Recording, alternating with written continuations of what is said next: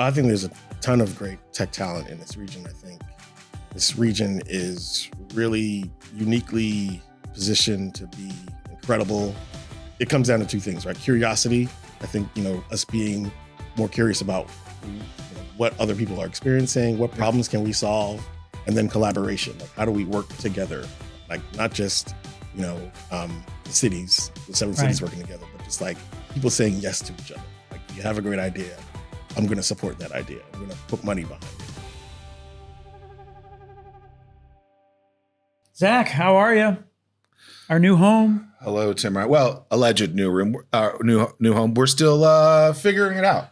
We are. Might take a while for us to feel, comfortable in our new roots. We've unpacked a little. If you were moving somewhere new, how quickly would you? It's one of those things, right? You move like a hotel. I have a hard time sleeping that first night in a hotel because new sounds, new environment.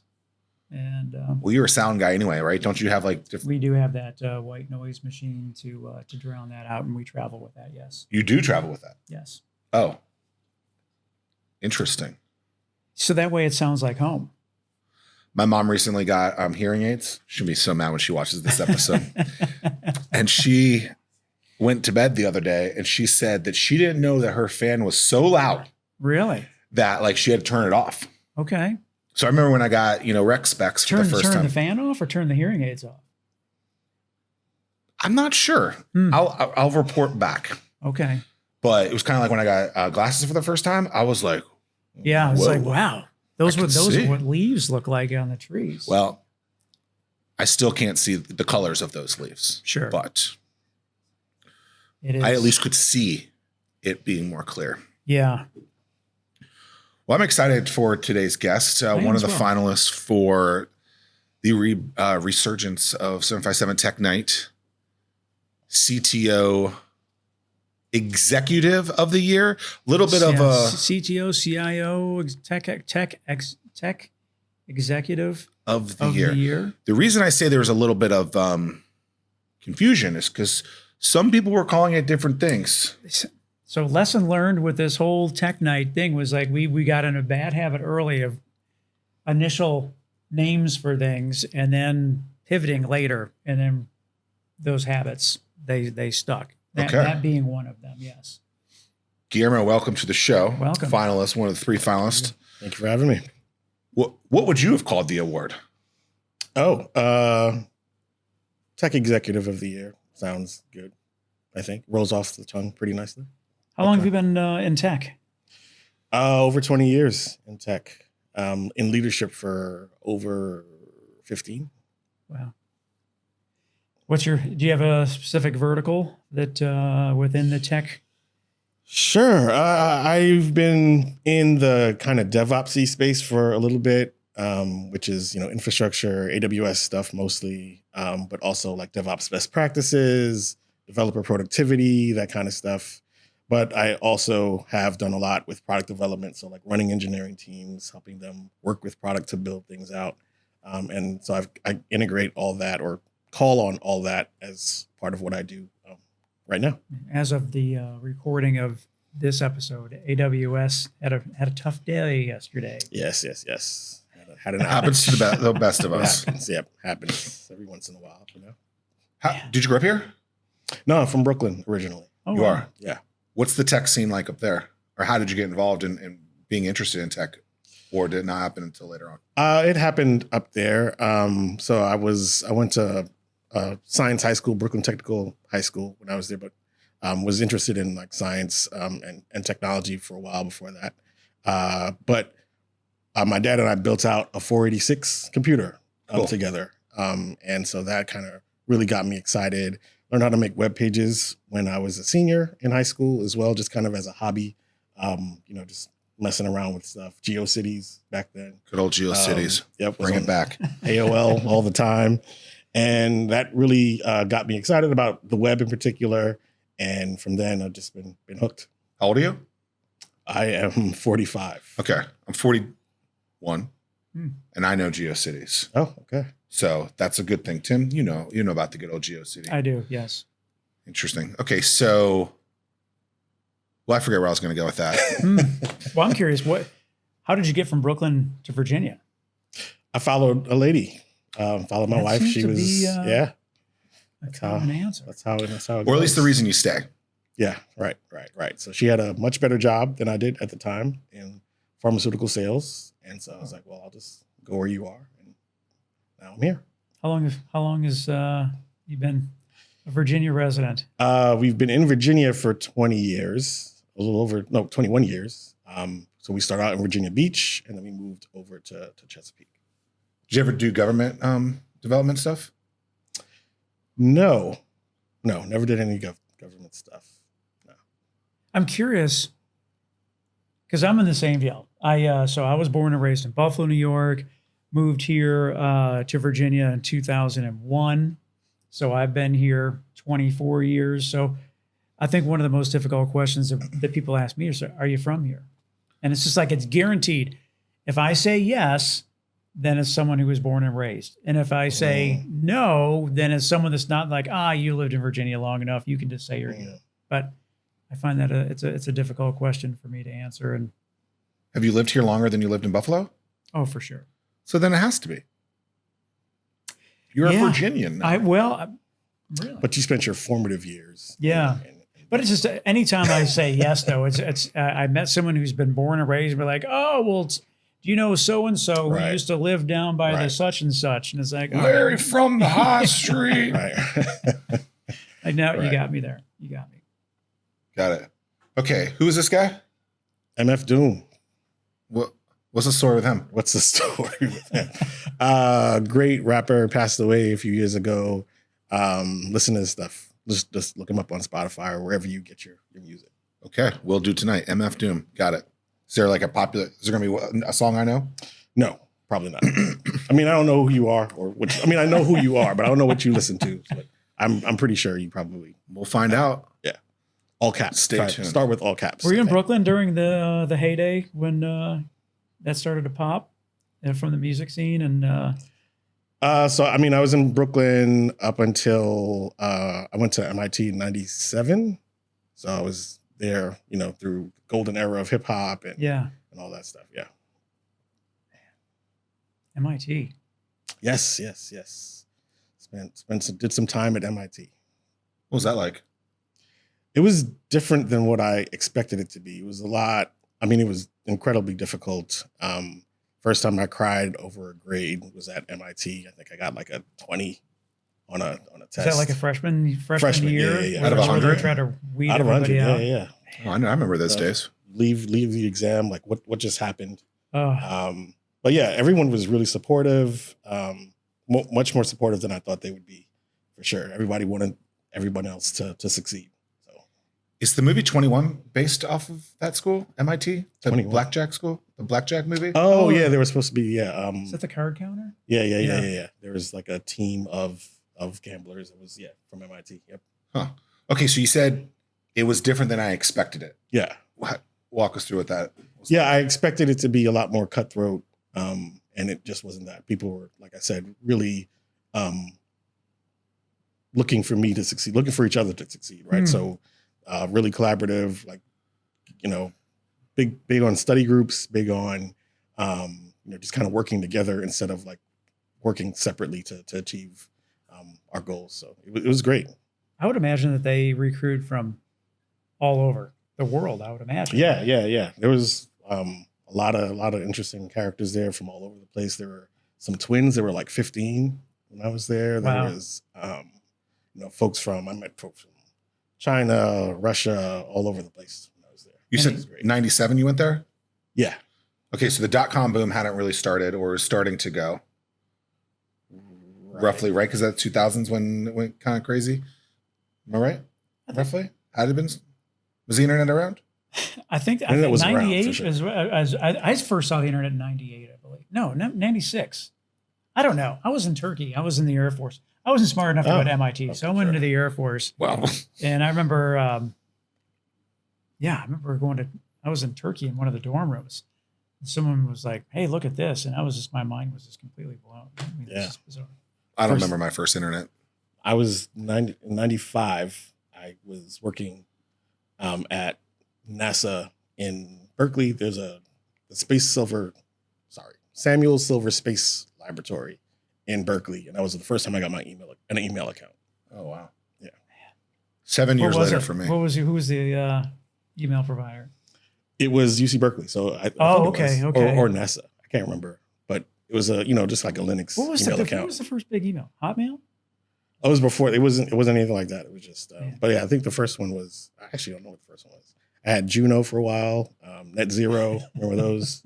Had all those email addresses. Netscape. Yep. Comcast. Yep. Yeah.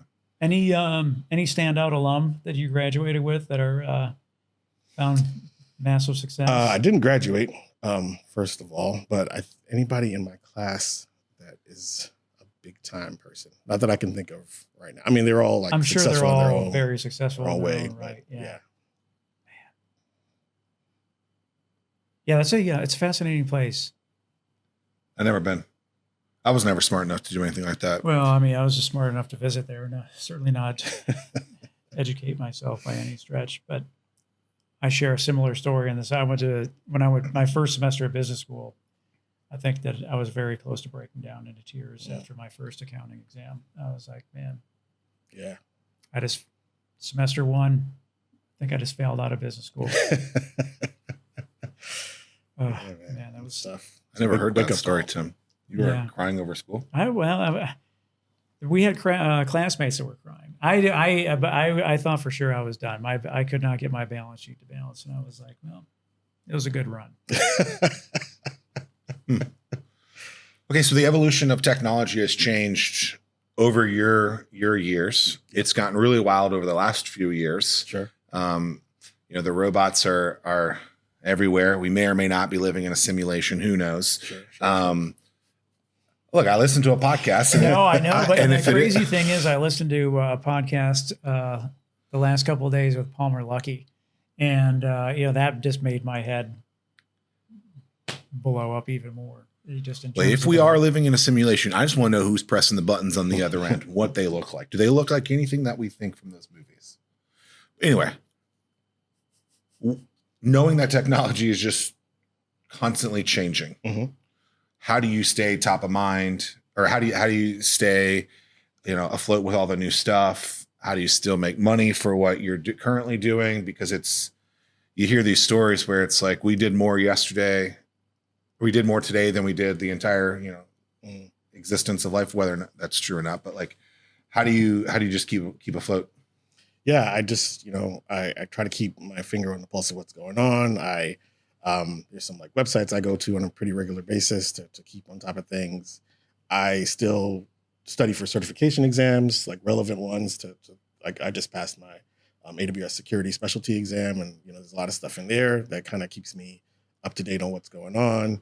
And following like the major I guess it's not FANG anymore, but following the major companies, right? And understanding what they're doing, where they're putting their money, what kinds of initiatives they're interested in is how I stay on top of things. How do you feel about AI security? I mean, or the safety of it, I should say. Does it concern you at all how fast it's moving? I think it's interesting to think about. I'm more concerned about, I guess, the assumptions that people make about how people protect their data, right? So if you're using some AI created by whoever it is, I think there's an assumption that the company is doing all that it can to make sure that my data is secure, and I know that's not the case. You think it's just feeding their model? Yeah, a lot of times it's feeding their model. A lot of times it isn't well protected. In some cases, it's not even like encrypted. You know what I mean? So I think companies have a lot of work to do to make sure that they are meeting the expectations, like unspoken expectations that consumers have over the protection of their data. I also think, obviously, the legal system is like way behind what's going on in technology, and I think it's interesting thinking about how, or whether or not I guess we shouldn't wait for them to catch up, but I think there needs to be a better mechanism for laws to be able to regulate what's going on. Yeah, that is interesting from that standpoint. I mean, the government moves so slow. Yeah. And then when you compare that to how fast technology is moving, Right. even the government's fastest day, they're almost light years behind where technology is now. Yeah. Yeah, that is. Absolutely. Terrifying. Well, especially when you have each state that's trying to do their own thing as Right, opposed yeah. to one overarching Right. set of guidelines. Absolutely. Yeah. And then, who are the people in these states that are developing these policies? What do they know about AI and tech? And I think, I've been involved in some programs where they're trying to bring in private sector kind of knowledge and experience into the public sector so that we can kind of bridge that gap so that we can make better decisions about technology. But I think for the most part, a lot of the policy development that's happening isn't being led by people who know enough about tech to make good decisions. You're really big in community. Yes. You're really big into being active and the evolution of that and making sure that all the techies in this area come together.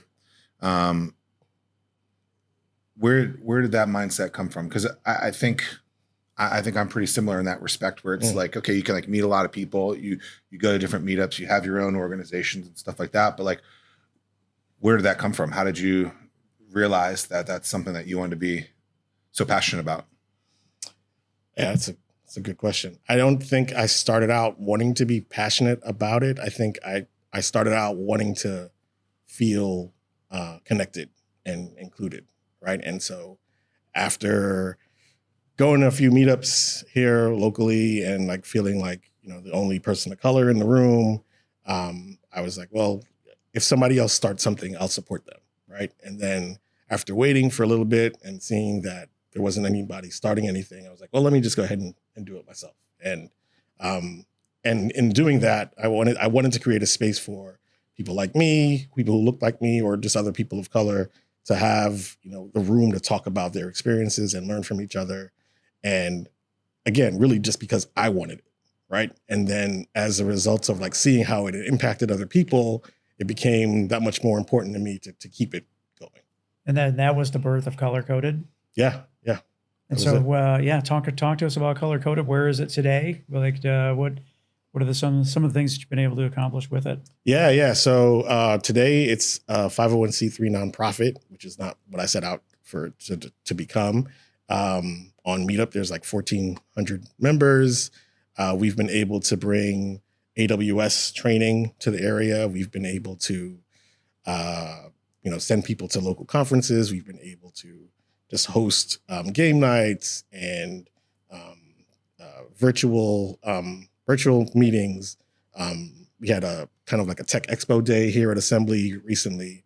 So it's really turned into something that I think the community really appreciates. I get feedback all the time that people really like what we're doing. I think it's also a space that women feel safe in, which is something I'm especially proud of. I think, one of the things I saw when I visited other meetups was like just a bunch of dudes sitting around, and I was like, well, how do I change that? And one of the ways I did that was by getting women involved on my board to help out with the planning.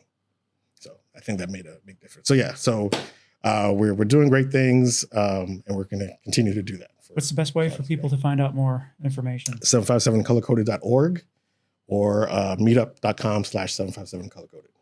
I think that's really insightful. Oftentimes I've been involved in some sort of community, right? Whether that being well known or not. And they talk about it wanting to be diverse, but it is just a bunch of old white dudes, right? And they say it, but then there's no action to get to that next step, right? And so I remember sometimes I would be at this thing, and I'm gonna be nice and not say the organization's name, but they talk about wanting to do stuff for like the next generation. I'm like, well, where are any of those people in this room? Right. Right. Like there are 0 of them. And then they're like, well, we're diverse in the businesses that are here, but we're not diverse in the other piece. I'm like, but you can't be having that conversation if there isn't true, a true cornucopia of everyone being there. Right. And I remember did you ever go to any of our Start Norfolks? I think I went to one. Yeah. Okay. So I remember one, it was at the second one. I had learned that they were like, hey, you need more women at these things. I was like, totally, let's do it. And so we had partnered with Nicole Newsom's group, the Geekettes, and they came with a big, strong, maybe like 50, 60. Cool. Like this is the one that had 73 ideas pitched. Yeah. And there was like 300 people there. And so a lot of representation from the ladies, which was great. And it's just like knowing is, or wanting to do that is great. And then figuring out what it takes to actually make that happen is that next step. And I think like true leadership is about doing whatever the hell it takes to make sure that intentionality is actually there. Yeah. It can't just, be a microphone for that. You actually have to do it and making sure that, and constantly looking at it and being like, where are we on this? If it is just a bunch, and I realize at some point I'm going to be an old white dude, so I'm going to be that guy, that thing, but it's important that those things happen. Well, I think, Guillermo, to your point, it's just, how do you create that welcoming atmosphere that people feel comfortable attending? And I think it's so easy for when people get comfortable with one another, to look to see, hey, this is a new face that just walked through the door. We need to ensure that we welcome right. And make them feel welcome. Right. What's your overall take on the level of tech talent in this region? I think there's a ton of great tech talent in this region. I think this region is really uniquely positioned to be incredible. I do think, like you said in the past, I think there is a storytelling issue here, but we've got all the pieces in place. I think we just need to, I think it comes down to two things, right? Curiosity. I think, us being more curious about, what other people are experiencing, what problems can we solve, and then collaboration. Like, how do we work together? Like, not just, the cities, the 7 cities working together, but just like people saying yes to each other. Like, if you have a great idea, I'm going to support that idea. I'm going to put money behind it. You know what I mean? So, yeah, I don't think I think oftentimes we think the city aspect first, and I think that's the wrong way. Because at the core of it, like, I'm not going to go somewhere because it's not like at a certain city. It's like, do I actually want to go to that thing? Yeah. right. Do I want to be involved in that? And so, like, I think the vernacular and the conversation around that is always like, why are we talking about this? Right? Well, like, if I want to go to this thing, I'll go to it. I had to stop myself today, just walking into assembly. Someone was like, "Hey, thanks so much," and I'm like, "For what?" And it's like, "You totally helped us out." And it was just like, "But that's what we do." It's just like, What'd you do? It was in reference to TechNite. But it's just like, that's just what we, that is what we're here for, and we have to lead by example. And I think that's a great point, that it starts with all of the groups working together to try to help one another and rise, lift one another Right. up. Yep. There was point probably in mid-July. The World Cup was end of August. I know you were there. I know we didn't talk there, but I saw you in the crowd. Yep. And I was like, how can we start this? And we had loosely started having conversations with Norfolk State to be the marching band first. And that fell through. And then the conversation started. It was like, well, what are we going to do now? And then someone was like, well, Kempsville High School. And I was like, well, it can't be that. And there was a reason why. And then someone said ODU when we had started that conversation. It ended up being tremendous. But there was a video for about 2 minutes beforehand where Tim and I are talking on the Virginia video, Discover Virginia podcast. And then we go into a sequence of other videos of other interviews of people. And the idea was to show people like, hey, like, we've been doing this for a while. What's that endpoint when you've reached it? And no one, so for like 45 days or 60 days, I started asking people like, what is it going to take for that point to actually happen? And no one could give me an answer. I was like, so what does it take? I don't know. I'm like, are you sure we're not there yet? They're like, I don't know. And I was like, got it. So I put together that script and the whole thing was like, okay, we've arrived. So we don't need to have that conversation anymore. It's like, it is here. Let's move on off of that, question of when will that happen? Because no one knew anyway. So I was like, fine, we'll just do that. And then we ended, and then, the band came out, and that was cool. But my whole point of that was like, we're like seeking this thing. We don't even know the answer. Well, and I think the other thing too is that for whatever reason, it's just like we don't have the confidence or the swagger for no reason at all. We always second guess ourselves, or we're not as good as this, or we're not as good as that. And I think that, and but people hate those places too, which is the crazy thing. And it's just like, man, it's just like we just gotta do it, and we have to be who we are, and we just have to go about doing it. And it's just funny. I mean, we've never shared this story, but after the World Cup, I invited an investor. I got an email from an investor who was like, "Hey, let's meet for coffee." He's like, "How about the morning of August 28th, August of the World Cup?" I was like, "Dude, totally can't. That is the worst day. I can't do it." I was like, "Please come to the World Cup. I promise you, it'll be worth your time." And so he showed up, and he was just amazed by the whole event. And then he was like, "Hey, can you get me into Philly? To their World Cup?" You weren't going to say it? I'm not trying. And I was like, "Hey, each one of these is individually run." But yeah, he then sent me a text message with a picture, and he's like, "You guys just killed it."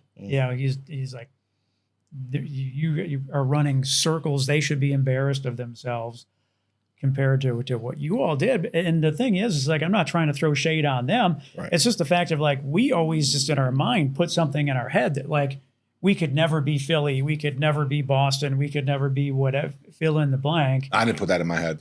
And, here we are, we were 742 strong, and we have to recognize that. We deserve to walk with some swagger. And yeah, I mean, absolutely. I don't think it's fruitful for us to compare ourselves to other places. Like we've got Langley with like over 3,000 people working on next gen tech. We've got, the shipyards, we've got defense. Like we're a different animal, right? And so it doesn't make sense for us to compare ourselves to Philly, New York, Boston, San Francisco. We're not them. We need to be the best version of who we are. That's right. Well, and I think the crazy thing is, for the longest time, we were like, we got to get out of defense. We have to hedge. And then now and then we realized that wasn't the way that we probably should have went. So now we're like all in. We're doubling down, we're tripling down on dual use technologies and defense technologies. And it's like, oh, man. Yeah, I think the reason that happened is because like we were articulating a conversation that was incorrect. And what I mean by that is like Detroit came up a lot, right? And Detroit was known just as auto. Right. But that's one industry. We had 3 strong industries. So it's like, and that you're probably not going to lose the world's largest naval base and all of the, amenities that come from that. So it's like, and then you just have tourism, and the country's longest continual beach, I think, is Virginia Beach, something like that. Some stat like that. And then you have water, which is like logistics and all things around that. Maybe there's a different one in there that I can't remember. NASA Langley was the very first NASA location. Is that true? Langley, yes, yeah. Langley Air Force Base is the first fighter wing. They were the first fighter squadron. Yeah, we have a lot of firsts and biggests. Yeah. And so I don't know. I just feel like we took bad advice and just started, oh yeah, we should diversify that. Sure, you should always have more things. But like if your other things are good too, like let's make those things good as well. Yeah, with that, I appreciate we had talked a little bit before going live on camera that you're part of the Changemaker program here at Assembly. So I appreciate you stepping up and what does it mean to be a Changemaker for Assembly? Ooh, that's a good question. Because I remember getting like the press release, and they're like, "Hey, welcome. These are the Changemakers," and I was like, I don't know if I ever knew the backstory behind it. So I think the Changemakers are people who are building community in an impactful way. So, we've got, like we were talking about, Lionel. We've got the I See You Bro podcast. We've got the Butterfly organization. They're doing it. There's a ton of different people doing different things and really like driving community here. Like we just had that Timberland Way weekend where a street was named after Timberland. Can't remember the guy's name, but there was a Changemaker. There are a couple Changemakers there, one performing and one kind of running things behind the scenes, right? So it's just driving impact in the community in some major way. That's great. And I would imagine it's another microcosm example of all the change makers are supporting the change makers as well. Oh yeah. That's one of the things that they actually encourage us to do. I've collaborated on events with Vision Driven 757, which is an organization run by a woman named Lindsay. We've done some things together. We the more we build together, I think the better it is for Assembly, obviously, but all for the community, right? So I'm not always good at articulating these things, but I promise I'm coming from a good place. I feel like stereotypically growing up, girls play with Barbies, guys play with Matchbox cars and stuff like that.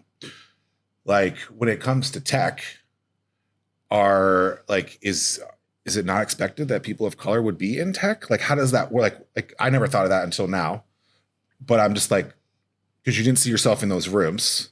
And so you wanted to build that room that was inclusive of that. So like, why would that ever be a thing that it wouldn't be there? Because it sounds like you were around tech growing up. So then you would expect you would find those rooms, but then for them not to be there, like, why would that even be it? Like, why is it like that? I think it's mostly about access to opportunities and access to resources, right? I think, when I was in New York, I had access to certain programs because of, I did really well in school and my parents were really, really serious about my education, right? And so that afforded me certain things, and I got to see things that a lot of folks in my neighborhood didn't get to see. And I think that's the case for a lot of folks who come from underrepresented communities, right? They don't know that these jobs exist. They don't know that you can get into tech without learning how to code, right? They don't know that product management is a thing or that tech sales is a thing. And so one of the things that I really try to do is expose people to the different pathways into tech, expose people to events outside of the area so that they know that, there's a lot going on that's not maybe I'm not running an event, but there are other events going on that you should know about. Try to go into schools occasionally and talk to kids about what's going on. Let kids see me and let them know that I've done certain things and that if they look like me, they can still be a leader in tech. They can make good money. You know what I mean? Yeah. And I didn't have that. Even though I had access to different things, I never really saw myself in a leadership role. I didn't see people that look like me in leadership roles in tech. So I think providing that access to knowledge and opportunity and resources is really key. And because of all these different systems that exist, institutional systems, those things are kept away from different groups. How did you transition into the fractional CTO role? I was running engineering at a startup, and I figured it was time for me to leave that startup, and I was going to take a break. After that, I was like, let me just take a little bit of a break, and because the job market was terrible, this was 2 years ago. It was really tough to get a job at the time. So I was like, let me take a break, and then let me also maybe just try to do this consulting thing. And so I got a client immediately. And that client needed they needed a part-time CTO. And so I looked into like what that actually meant. And it felt like it was really a good fit for me because at the time I was SVP of engineering, which was basically like a CTO. And so at least for that company, I should say. And so I kind of built out like some services and packages based on what they needed, and did the same for, clients that came afterwards, noticed some things, some patterns, built out some new packages and services, and I've just been doing that for 2 years. What? So where do you hope that takes you? Are you looking for the right startup if they want to bring you on board, or is this like, hey, I'm just willing to have my fingers in a couple different projects, and that's what I enjoy doing. Yeah, I think so. Just like every other entrepreneur, I think you kind of go through this every day. Like, what if I just got a regular job and didn't have to do all this selling? It's a hustle. And yeah, it's quite a hustle, and it's especially for somebody like me who's like, I don't really enjoy talking about myself very much. It's exhausting, and so I'm kind of in this phase right now where I'm like, well, maybe I should like try to get a job. But I'm sure tomorrow I'll be like, no, that's ridiculous. I just keep doing this. I mean, So, just the amount of flexibility you have. Yeah, I mean, like that's one of the things. Like, man, like, What's the meaning behind the name Kooza? Kuzaa. Oh my goodness, I forgot already. It's a South African. It's a Swahili word. It means oh my gosh, it meant something like to grow from, or like and so at the time, like my wife is involved, and she's been involved in a lot of different things. Like she was on the board of Color Coded. So we do things together as a family. And so I actually had the name for several years before I went into business, just kind of had an LLC on the side. But yeah, so sort of like to growing as a family or something like that. I'm sorry, I'm getting it wrong. If someone asked us the meaning behind fervent for, we would say the same thing. No, I mean, we generally know it, but I always have to look up what the word fervent means. It's that was my contribution was fervent. Yeah. It was, and that's why I don't remember it. Interesting. Fervent. I think I looked it up recently. You have a fire. Yeah, there you go. The passionate 4% of businesses who make it to $1 million of annual revenue. So there was an entrepreneur organization. It's literally called Entrepreneurs Organization, EO for short. They had a meeting, an annual conference over at ODU many years ago, and one of the guys were like, "Yeah, only 4% of businesses ever cross the annual $1 million revenue mark." And I was like, "Oh, that's a really interesting stat." Mm-hmm. And so that was always in the back of my mind. And then Tim and I had the idea to do something like this, and I was like, "Well, what if we throw that in there?" Here we are. Yeah. Some people hate the name. Some people like the name. I think the number one question of the name is, why do you call it the Fervent Four Show when there's only two of you? Yeah. Right. Makes sense. A good friend, Joseph Trahan, recently tried getting us to change the name. I don't know if you knew that. I thought you were going to talk about Swim Nerd. Oh, yeah. He Nasty Nate Scholl and Joe Trahan have the exact same. They want it to be like either our names, which I don't want our names. I don't think our name should be the show, or something like Virginia 757 focused. So maybe it needs a subtitle. Naming anything is extremely difficult. Businesses being the worst, because you have to get the URL, you have to get your social handles. It's just impossible. But it's also like people aren't coming back because of the name. People are going to come back because of a feeling that you gave them. Sure. And if you don't provide them that feeling, that emotion, that name is irrelevant. Yeah. So, have you ever thought about moving back to New York? I've thought about it briefly, and I'm not ever going to do it. So, there you go. Do you like sports at all? I do. Please don't ask me what teams I like in New York, because they're bad teams. That's what a lot of New York City fans say. Yeah. I'm a Jets fan. I'll say that. It's unfortunate, but it is what it is. Yeah. I mean, I wasn't going to ask, but they're a New Jersey team. That's fair. Sure, they're actually not New York. Yes. Sure. New Jersey. Do you think we're making a difference? Okay. So with what you're doing and where technology has come, are we making big impacts? Are we making, can you see actual differences, and how do you quantify that so that you, as the founder of a business, know like, okay, like I am moving this forward to where I want to, and then to continue it forward? Like, how are you tracking progress?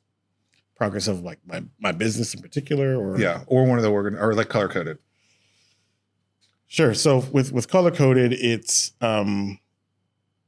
I mean, there's, obvious metrics like, membership and meetup and like the attendance of our events. But I think for me, it's more, when I go to other meetups, because I still visit other meetups, do I see more people of color at those meetups? I think that's a big thing for me, right? Because a lot of times people will come to our meetup and then I'll say, hey, by the way, there's a Azure group run by Kevin Griffin, or there's like a SQL user group run by Monica. Go to that one. You know what I mean? If you have a particular interest. And so when I go to those groups and I see other people, I'm like, all right, that's success. When I see people at events like Hampton Roads Dev Fest, that means a lot to me.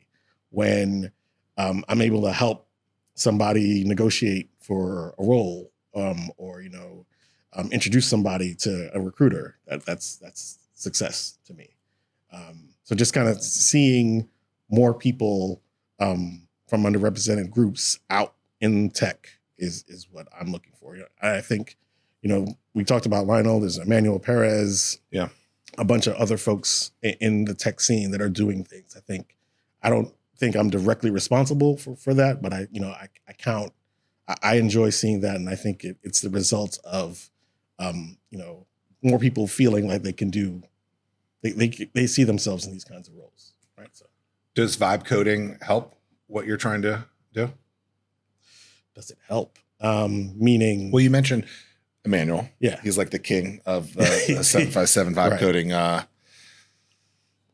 world, and I've never vibe coded, so I'm gonna speak as someone who has no idea what I'm talking about. Sure, but he explains it as you give it a prompt and it builds what you're trying to do. Is that really the future of technology, or like you're trying to create technologists in a lot of the stuff that you're trying to do? It sounds like. And so if you create this tool that all you have to do is be a better prompt engineer, does that help or hurt what you're trying to do? Or is it like a nice little introduction, and then when people like it a little bit better, they go deeper? I think that's probably true. I think it's a great introduction, but I also think that folks that are traditional software engineers need to understand prompt engineering. You know what I mean? It is required at this point. Certainly, I would think, I would to at least establish your MVP. Sure. But in terms of then going to scale, I think that you definitely need to. Well, didn't Kevin Griffin say that he vibe coded the 757dev.org website? Yeah. He was like, it was at Starbucks vibe. Yeah. In the shed quarters. Sure. I mean, it's great. I mean, you can definitely get stuff done, but I think, once you start, you have to think about cost and scale and that kind of stuff. You need a little bit. You need especially from a security standpoint. Yep. Yeah, I mean, you just don't even know what kind of backdoors that there are to get in. I don't know. What's next for you guys? What's next for you? Like, what do you see on the horizon? I want to be able to throw some kind of like a major conference here. In addition to like HR Dev Fest and the other ones that already exist, I think there's space for another one. I don't think we should just limit it to whatever is already in existence. I think we can theme it and focus it on certain things. So that's something I've been talking about for a while.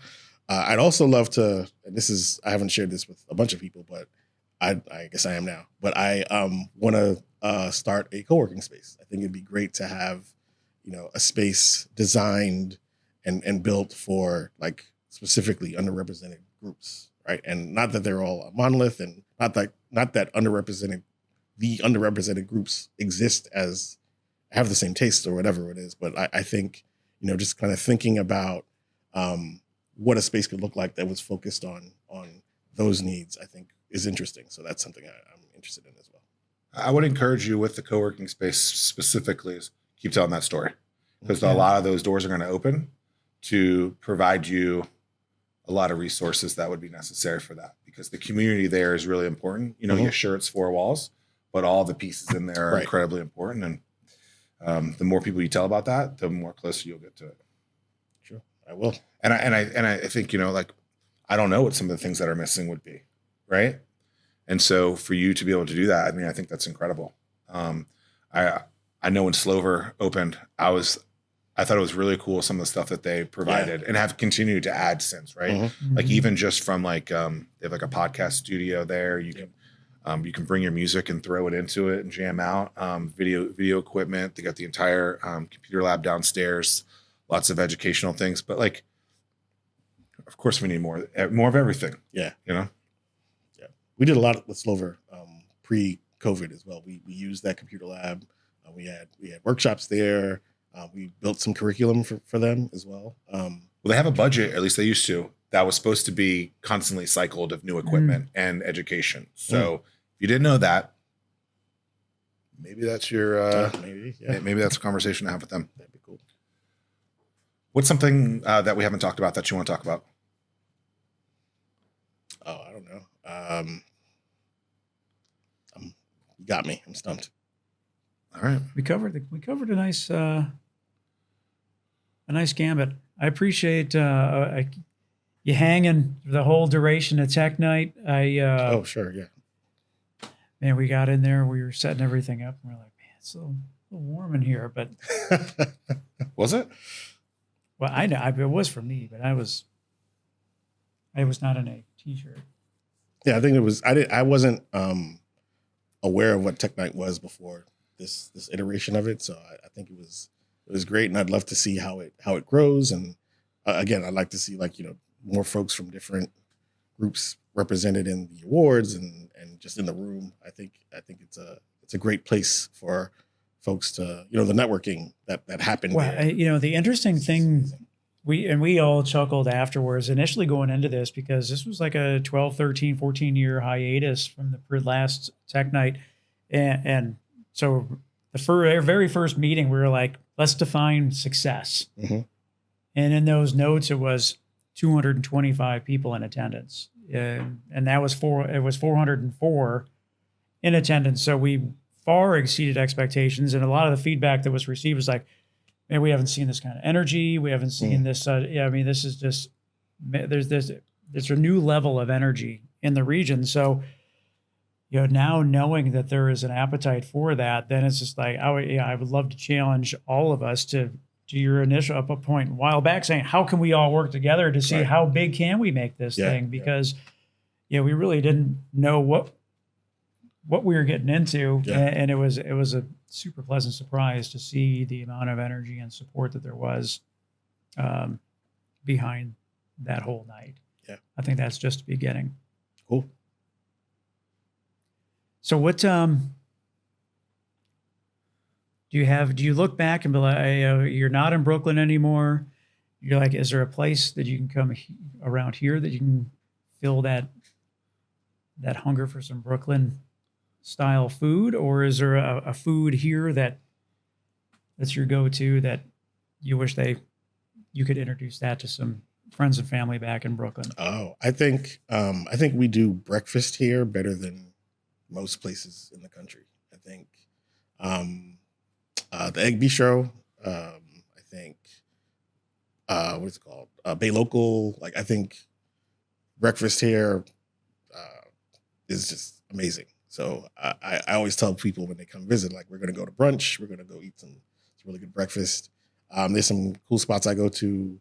Oh my gosh, I'm blanking on names. Cutlass Grill, great Caribbean food. Is it on Battlefield? No, that is it's in Greenbrier. Okay. It is on. It's oh my gosh. If you know, there's like a Taste over there. You live in Chesapeake. It's my goodness. I'm blanking on the names of places. There's an Aloft Hotel over there. Okay, I know. Yeah. That place is pretty great. I like Bird and Baldwin, good steakhouse. I think that place is pretty good. What else? I'm a breakfast guy. Man, I love breakfast. I don't ever do it. I love doing it. The new Dollar Tree headquarters place has a steakhouse that's really good. I can't think of what it's called. Corkenball? Oh, I've been over there. Yeah. I go to Neat Bird, Chicken Okay. and Whiskey. That place Okay. is pretty good. I like Luce, Luce's good. Yeah. but you got to save up like Yeah. a lot of money for Save that up some place. money for that spot. Oh, Yeah, a lot of good places there, but I think breakfast here is amazing. Breakfast and brunch.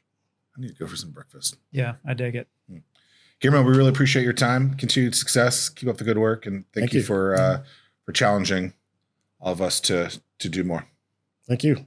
Appreciate you having me here. This has been cool. Thank Cool. you.